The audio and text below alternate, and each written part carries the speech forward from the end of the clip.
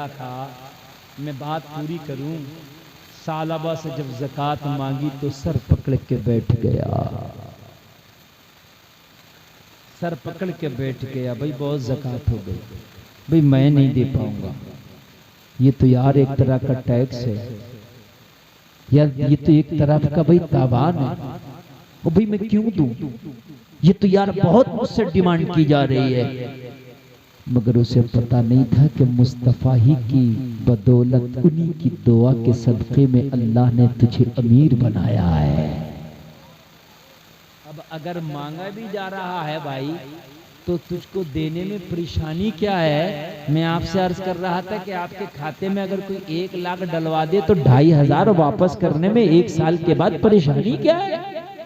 कोई परेशानी नहीं होनी चाहिए। आप तो दुआ करो, मौला तू मुझे अमीर बना दे, और मेरे परवरदिगार तू तो मुझे इतना अमीर बना दे कि अपनी बस्ती के सारे गरीबों की किफालत में तने तनहा कर जाऊं।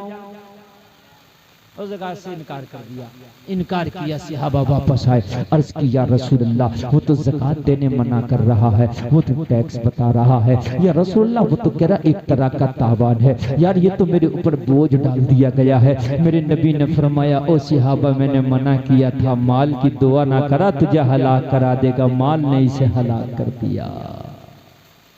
मना किया था मैंने, माल की दुआ ना करा, लेकिन ना माना, इसके माल ने इसे हलाक कर दिया। ये लोगों जरा गौर करो, मेरे नबी की बारगाह में माल देने से इनकार कर दिया। मेरे नबी ने फरमाया इसे माल की मोहब्बत ने हलाक कर दिया। सालबा ने कुछ देर के बाद दिमाग पर जोर डाला और सोचा ये मैंने क्या किया? नबी की बदौलत तो मैं अमीर हुआ था, नबी की दुआ के सदक़े में तो अल्लाह ने मुझे माल दिया था, और मैंने ज़कात देने से नबी को ही मना कर दिया।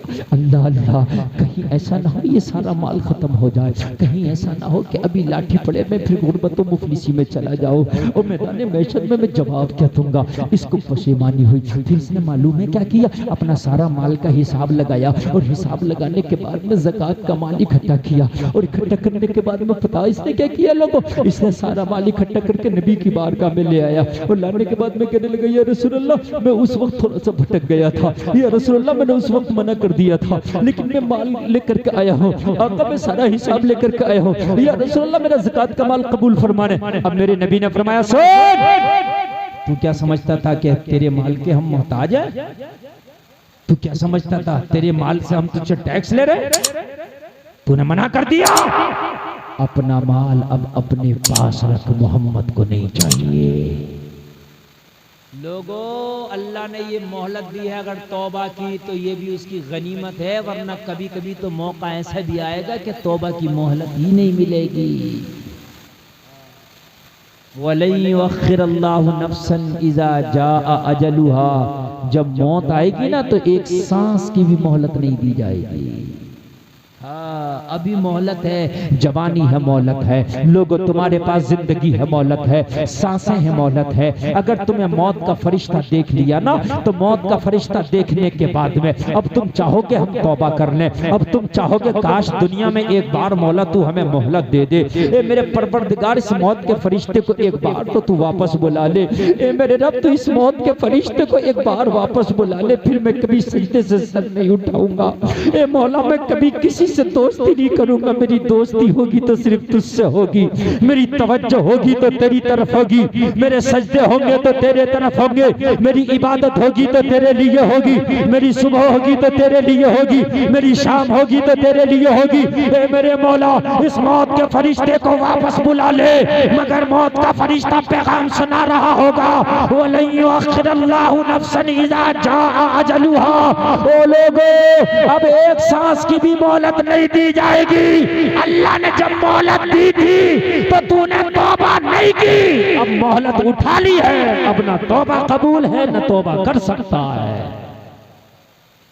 मोहलत अगर दी है तो इसका फायदा उठाओ, और अगर मोहलत उठा ली अल्लाह ने तो फिर तौबा कबूल भी नहीं है और फिर तौबा कर भी नहीं सकते। मोहलत दी है ये गनीमत, अल्लाह मोहलत दी है ये गनीमत।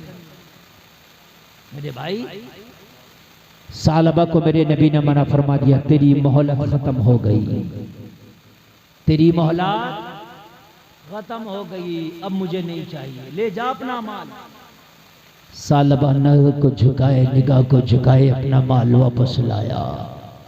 अब मुझे बताओ ये किस काम का माल है कि जब अल्लाह के रसूल ने धिक्कार दिया तो मेरे भाई मुझे बताओ ये माल किस काम का। ओ लोगो बड़ा परेशान, बड़ा परेशान। काफी दिन के बाद हजरत अबू बकर सिद्दीक की खिलाफत का जमाना आ गया।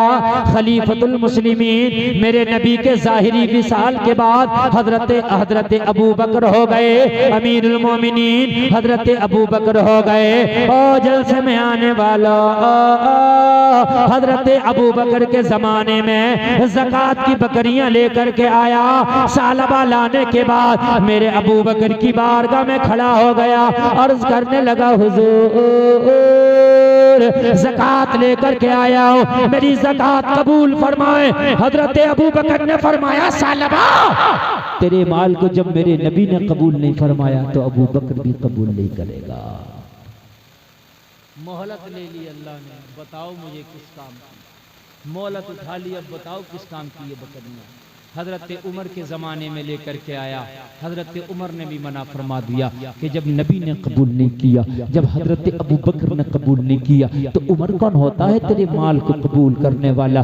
वो लोगों अल्लाह ने अगर माल दिया है ना तो ज़कात निकाला करो, अगर अल्लाह ने माल दिया है ना तो हिसाब लगा के निकालो। अपने बच्चों के चक्कर में ना रह जाया करो। घर के अगर तुम मुखिया हो, मालिक हो, घर का जो मेन आदमी होता है ना उसकी जिम्मेदारी है कि वो हिसाब लगा कर ज़कात निकाले। रमजान शरीफ का महीना आ रहा है, वो पवित्र रमजान का महीना कि जिसमें अगर एक सिक्का खर्च करोगे तो अल्लाह ताला 70 गुना बढ़ा के उसका अजर अता फरमाएगा। लोगों अगर ज़कात देना ही है ना तो इस रमजान से हिसाब लगा लो। जलसे में आने वालों कसम खा के उठो, अब कुछ दिन के बाद रमजान शुरू होने वाला है। हर साल रमजान से रमजान ज़कात निकाल दिया करो। अब रमजान शरीफ आए ना तो हिसाब लगा के पूरे घर का जितना भी जेवर हो उसका, जितना भी माल हो उसका, जितना भी दौलत है उसका, जितना भी रुपया पैसा है उसका हिसाब लगा के इस रमजान में ज़कात निकालना और फिर अगला रमजान आए तो फिर निकालना। निकालोगे ना तो हाथ उठा के बोलो ना इंशाअल्लाह। सारे लोग बोल दो, कुछ लोग अब भी मेरे भाई मुझसे तो चोरी कर सकते हो, अल्लाह से कैसे चोरी करोगे? हाथ उठा के बोलो इंशाअल्लाह। हाथ उठा के बोलो, बोलो इंशाअल्लाह। आज के बाद ज़कात नहीं खाएंगे, बोलो इंशाअल्लाह। ज़कात निकालेंगे, बोलो इंशाअल्लाह। इंशाअल्लाह। ज़कात के बारे में तो इनको बड़ी मुश्किल से मैंने बताया और यहाँ तक लाया। और हजरत फरमाने उश्र के बारे में ये भी बड़ी ज़रूरी चीज़ है। बात सही है मेरे भाई। ये तकरीर ऐसी हो सकता है आपको मज़ा कम आया हो, लेकिन मैं गारंटी देता हूँ मरने के बाद तुम्हें कब्र में मज़ा आएगा इस तकरीर को सुन के। अगर आपने अमल कर लिया तो मरने के बाद तुम्हें तुम्हारी कब्र में मज़ा आएगा इंशाअल्लाह। थोड़ी देर बैठ लो, अगर सुनना चाहते हो तो बस 5 मिनट और मेरी तकरीर सुन लो। मैं तो खुद आपसे ज़्यादा थका हुआ हूँ मेरे भाइयों। 2.5 महीने हो गए लगातार तकरीर करते करते, और कभी कभी तो 2 तकरीर आज तो एक जगह दिन में भी करी है और अब रात में। समझ रहे हैं, मैं तुमसे ज़्यादा थका हुआ हूँ। रोज़ाना तकरीरें, रोज़ाना प्रोग्राम, लेकिन फिर भी मैं चाहता हूँ कि मेरे भाइयों कुछ पैगाम दे जाऊँ। मेरी तकरीर जितनी देर मुझे बोलना थी मैं बोल लिया। मेरी तकरीर हो गई तकरीबन 1.25 घंटा, लेकिन मैं 5 मिनट और बोल दूँ ताकि ये बड़ी काम की बात है जो मैं आपको बता करके चला।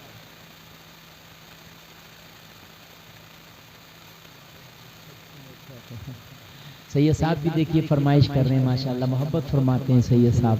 और ये हजरत का करम है, नवाजिश है, अल्लाह सलामत रखे। सुभान अल्लाह बोलिए, सुभान अल्लाह। तो मैं जो अर्ज कर रहा था, ज़कात ज़रूर निकालेंगे इंशाल्लाह, है ना? इंशाल्लाह हमारी माँ बहनें भी वादा कर रहे हैं, वो भी इंशाल्लाह ज़रूर निकालेंगी। और जब हम ज़कात निकालें तो दें किसे, ये भी मैं बता दूँ। दें किसे? तो सबसे पहले अगर तेरे रिश्तेदार में, तेरे करीबी में अगर कोई गरीब है तो सबसे पहला हक उसका है। समझ गए भाई? लेकिन उसूल व फुरू को नहीं दे सकते, यानी जिससे तुम पैदा हो, जो तुमसे पैदा हो, उसे नहीं दे सकते। दादा दादी, बाप माँ, ठीक है, इन्हें नहीं दे सकते। बेटा बेटी, पोता पोती, ये तुमसे पैदा हैं और तुम दादा दादी माँ बाप से, इन्हें नहीं दे सकते। बाकी तेरे खानदान, तेरी रिश्तेदारी में, तेरे जो करीबियों में, ज्यादा करीबियों में जो तेरे गरीब है, सबसे पहला हक उसका है। और ये जरूरी नहीं है कि उसे ये बताकर दिया जाए ये ज़कात है भाई ना, नियत कर ले ये ज़कात का माल है, उसे चुपके से दे दे, उसे बताना जरूरी नहीं है ये ज़कात है। अगर वो उसका मुस्तहिक है, बताना जरूरी नहीं है, तू नियत कर ले ये ज़कात का माल है, तेरी ज़कात अदा हो जाएगी। बात समझ रहे हैं आप? मदारिस से, इसके बाद फिर मदारिस इस्लामिया जहाँ बच्चे पढ़ते हैं, तालीम हासिल करते हैं, उस मदरसों में दो, इसलिए कि तुम्हारी ज़कात के पैसे से डबल काम होगा। एक तो ज़कात निकलेगी, दूसरा मदरसे का काम आगे बढ़ेगा। और एक हिस्सा रखा है अल्लाह ने तुम्हारी खेती में, जिसको कहा जाता उश्र। असल में ये अशर 10वें हिस्से को बोलते हैं। ये उश्र क्या था? खेती में जो पैदा होता है उसका 10वां हिस्सा था। 10 क्विंटल में 1 क्विंटल, ठीक है। लेकिन चूंकि अब दवाएं बहुत लगती हैं, पानियां बहुत सब मोल के हैं, पहले तो सब बारिश के पानी से खेती हो जाती थी, ये सल्फर, जायम, डाया, यूरिया ये सब नहीं था। अब बहुत ज्यादा खर्चा खेती में आ रहा, तो इसलिए उलमा ने इसको 20वां हिस्सा कर दिया है। 20 क्विंटल में 1 क्विंटल। गेहूं है, धान है, लाई है, गन्ना है, जो भी तेरी खेती का है, जो भी तेरी खेती का है, जैसे ही खेती कट के आए 20वां हिस्सा ईमानदारी के साथ निकाल दो, ये तुम्हारा उश्र है। व आतू हक़्क़हू यौमा हसादी। अल्लाह 8वें पारे में फरमाता है, जिस दिन खेती काटो उसी दिन उसका हक भी अदा कर दो। जरा बोल दो ना सुभान अल्लाह, सुभान अल्लाह। जिस दिन खेती काटो उस दिन उसका हक भी अदा कर दो। रमजान शरीफ में ज़कात निकालने का निज़ाम बना लो, बड़ा मजा आएगा, 70 गुना मिलेगा। और ज़कात निकालने से कभी भी माल कम नहीं होता, माल बढ़ता है। मैं अपना तजर्बा बता रहा हूँ भाई, मैंने पहले दिन जब ज़कात पहली बार निकाली तो मेरी ज़कात सैकड़ों में निकली, 200, 400, 500 जो भी निकले, 600-700 रुपये। अल्हम्दुलिल्लाह आज ज़कात उससे कितनी गुना ज़्यादा निकलती है, तो माल बढ़ा के घटा है ना। पहले सैकड़ों में निकलती थी, फिर हज़ारों में निकलने लगी, तो भाई माल तो बढ़ ही गया ना, है ना। और अल्लाह करेगा लाखों में भी निकलेगी, अल्लाह बरकत देता है। मसलुल्लज़ीना युनफ़िक़ूना अमवालहुम फ़ी सबीलिल्लाहि कमसलि हब्बतिन अंबत इला आखिर। मेरे भाई, अल्लाह फरमाता है कि अगर एक सिक्का अल्लाह की राह में खर्च करो तो उस दाने की तरह है जिसे ज़मीन में डालते हो, एक दाने से 7 बालियाँ निकलती हैं और हर बाली में 100 दाने अल्लाह पैदा करता है, उसकी तरह है 700 गुना। वल्लाहु युज़ाइफ़ु लिमन यशा, और अल्लाह चाहता है तो इससे भी ज्यादा बढ़ा देता है। और रमजान शरीफ आ रहा, इसमें रोजे मत छोड़ना। हाँ, बाद आदमी पहले रोजे को ना दवा की पुड़िया लेके जेब में डाल लेता है और खाता फिरता, उससे को रोजा नहीं है तो कहता मौलाना बड़ी तबीयत खराब है। एक पुड़िया पूरे रमजान दिखाता फिरता, बड़ी तबीयत खराब है, बड़ी तबीयत खराब है। वो एक पुड़िया में पूरा रमजान निकाल दिया। और ईद का जब चांद का मौका आया तो ऐसे उलम उलम के चांद देखता है कि इससे बड़ा रोजादार कोई था ही ना।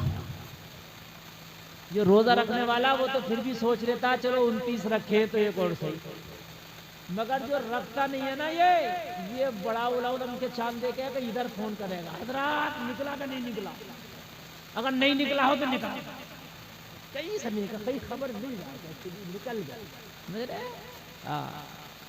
और मेरे भाई, जहाँ 29 रखे हैं तो 30 भी रखना।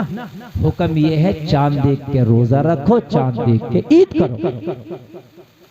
समझ रहे आप? तो रोजा तो रखेगा, चांद देख के जब इतना मोटा चांद नजर ना आ जाए, हल्का फुल्का तो नजरअंदाज कर दे, ना दिख रहा खूब। और जब ईद का है ना, तो ईद का तो सही से दिख जाए।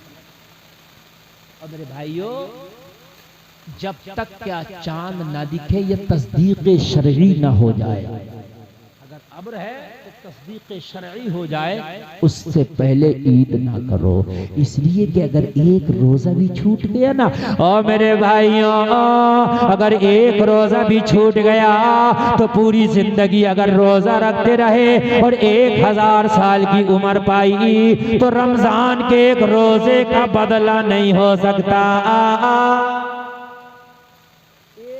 का बदला नहीं हो सकता जो रमजान शरीफ का तुमने छोड़ा है। अगर 1000 साल तक भी तुमने रोजा रखा तो ये है रमजान शरीफ का रोजा।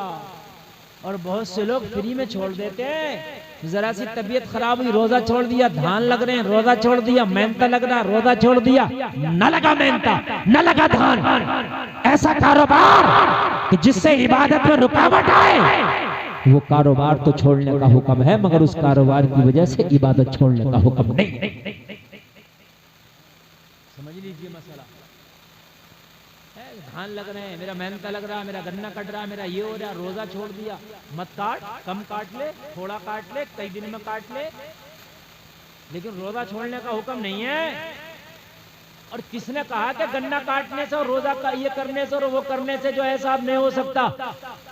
सहाबा ने रोजा रख के जंगें लड़ी हैं, जंगें। धान नहीं कट रहे हैं, जंग लड़ा करते थे और पूरा पूरा दिन जंग लड़ रहे हैं, और शाम को इफ्तार के लिए भी कुछ नहीं है, खाली एक खजूर चूस के इफ्तार कर लिया और उसी खजूर को चूस के सहर कर लिया। ये ईमान थे इन लोगों के। आज हमारे हालात क्या हो गए कि जरा से आपात में रोजा छोड़ देते। ओ मेरे भाई, थकावट अगर है तो होने दे, सुबह को जल्दी से काम पे लग जा और ज्यादा तेज धूप होने से पहले पहले अपने काम से निपट जा। रोजे की हालत में भी काम कर सकता। हाँ, अपने आप को ज्यादा हलाकत में न डाल, अपना काम कर ले सुबह सुबह ठंड ठंड के वक्त में और जलसे में आने वाला, लेकिन काम की वजह से कभी रोजा ना छोड़ना, कभी ना छोड़ना। एक नबी का सहाबी एक रोजा छोड़ दिया, एक रोजा तोड़ दिया। नबी की बारगाह में अर्ज करने लगा, या रसूलल्लाह मैं रोजादार था, मैंने रोजा तोड़ दिया। आका मैं रोजा पूरा ना कर सका। यार कितना खौफ खुदा था इन्हें। आका इसका मुझे बताइए सजा क्या है। नबी ने फरमाया, एक रोजा तूने तोड़ा है, इसका कफारा है 60 रोजे लगातार रखना। क्या करना है? 60 रोजे रखे जाएंगे। अगर एक रोजा जानबूझ के छोड़ दिया तो तवज्जो करना, अगर जानबूझ के एक रोजा छोड़ दिया तो 60 रोजे। अब मुझे बताइए आप कहां तक रखोगे? और अगर बीच में छोड़ दिया तो फिर 60, और फिर छोड़ दिया तो फिर 60। कितना खतरनाक मामला है। तो इससे छोड़ो ही मत। अर्ज किया तो मैं 60 रोजे नहीं रख सकता, एक रोजे की जिम्मेदारी ना निभा सका तो 60 कहां से रखूंगा? नबी ने फरमाया 60 रोजे नहीं रख सकता तो 60 मिस्कीनों को 2 वक्त का खाना खिलाओ। अगर एक रोजा जानबूझ के छोड़ दिया तो दूसरा कफारा क्या है इसका? 60 मिस्कीनों को 2 वक्त का। और ये उलमा बैठे, मैं आपको बता रहा हूँ, ये बदला नहीं है, रोजे का कफारा है। बदला अलग है, बदला है उसके कायम मकाम हो जाना। उसके कायम मकाम नहीं होगा, ये उसके बराबर नहीं होगा, उसका कफारा है। बस किसी तरह से मैदान मैशर में छूट जाओगे बस। अर्ज किया पूरे मदीने का जायजा ले ले, या रसूल अल्लाह मैं बड़ा गरीब हूँ, मेरे मुशफिक आका मेरे पास इतना नहीं कि मैं 2 मिस्कीनों को भी खाना खिला सकूं। या रसूल अल्लाह तो मैं 60 मिस्कीनों को 2 वक्त का खाना कहाँ से खिला पाऊंगा? मेरे आका मेरे लिए कुछ और बता दे। या रसूल अल्लाह मैं 60 मिस्कीनों को 2 वक्त का खाना नहीं खिला सकता। तो मेरे नबी ने फरमाया, अगर 60 रोजा नहीं रख सकता, 7 मिस्कीनों को 2 वक्त का खाना नहीं खिला सकता तो बैठ जा। बिठा दिया। और ये दो ही काम है तुम्हारे और मेरे लिए, सिर्फ कान खोल के सुन ले। या तो 60 मिस्कीनों को 2 वक्त का खाना खिलाना पड़ेगा, या 60 रोजे। इसके अलावा तीसरा कोई रास्ता नहीं अगर रोजा जानबूझ के छोड़ा। मगर मेरे नबी मालिको मुख्तार हैं, बोले अगर बात मेरी है ना तो निकालता हूँ तेरे लिए कोई स्पेशल रास्ता। बस वो उसी के लिए था, किसी और के लिए नहीं। नबी ने बिठा दिया, वो बैठा है। अल्लाह अल्लाह, जरा गौर करो। इतने में मेरे नबी की बारगाह में एक सहाबी आए, अर्ज करने लगे आका एक टोकरी भर के खजूर लाया हूँ। नबी ने फरमाया किस लिए लाए हो? अर्ज किया रसूल अल्लाह एक टोकरी भर के खजूर लाया हूँ, सदक़े का खजूर है, सदक़े का, गरीबों में तकसीम करा दे, मदीने के मिस्कीनों में बंटवा दिया जाए। या रसूल अल्लाह सदक़े की खजूर की टोकरी लाया हूँ। या रसूल अल्लाह मदीने के गुरबा को दे दिया जाए, मदीने के मसाकीन को दे दिया जाए, मदीने के यतीमों को दे दिया जाए। मेरे नबी ने फरमाया रख दे। जब वो खजूरों की टोकरी रख दिया, मेरे नबी का इख्तियार देखो, मेरे नबी की पावर देखो। मेरे नबी ने उस रोजे वाले सहाबी को बुलाया। और सहाबी जो एक रोजा न रख पाया था वो कहाँ हो, जरा इधर आओ। नबी की बारगाह में हाजिर हुआ, अर्ज करने लगा या रसूल अल्लाह गुलाम हाजिर है। मेरे नबी ने फरमाया 60 रोजे नहीं रख सकते। हाँ या रसूल अल्लाह 60 रोजे नहीं रख सकते। 60 मिस्कीनों को 2 वक्त का खाना नहीं खिला सकते। हाँ या रसूल अल्लाह 60 मिस्कीनों को 2 वक्त का खाना नहीं खिला सकते। तो मेरे नबी ने फरमाया जा, तेरे लिए मैंने स्पेशल छूट रखी है, तेरे लिए मैंने स्पेशल छूट कर दी है। ये एक टोकरी सदक़े के खजूर है, इस टोकरी को उठा के सर पे रख ले और मदीने की गलियों में चला जा, मदीने के गरीबों को खिला देना, तेरे रोजे का कफारा अदा हो जाएगा। वो तुम्हारे मेरे लिए नहीं है, नबी ने स्पेशल उसके लिए ये रियायत की थी। मदीने के गरीबों को खिला दे, तेरे रोजे का कफारा अदा हो जाएगा। अर्ज किया रसूल अल्लाह ए मेरे आका पूरे मदीने का जायजा ले ले, पूरे मदीने में मुझसे ज्यादा गरीब कोई नहीं है। आप कहते हैं ना गरीबों में बांट दो इस खजूरों को, तो या रसूल अल्लाह गरीब तो पूरे मदीना में मैं ही हूँ। आका पूरे मदीना में मुझसे ज्यादा गरीब कोई नहीं है। जलसे में आने वालों मेरे मुस्तफा का इख्तियार तो देखो। मेरे नबी ने फरमाया अगर तुझसे ज्यादा गरीब पूरे मदीना में कोई नहीं है तो जा टोकरी उठा सर पे रख, और सर पे रखने के बाद में अपने घर में ले जा, तू खा लेना, अपने बच्चों को खिला देना, तेरे रोजे का कफारा अदा हो जाएगा। तभी तो रज़ा बोला कौन देता है देने को, मुंह चाहिए देने वाला है सच्चा हमारा नारा। वह क्या जुदो करम है शहे बता तेरा, नहीं सुनता ही नहीं मांगने वाला तेरा।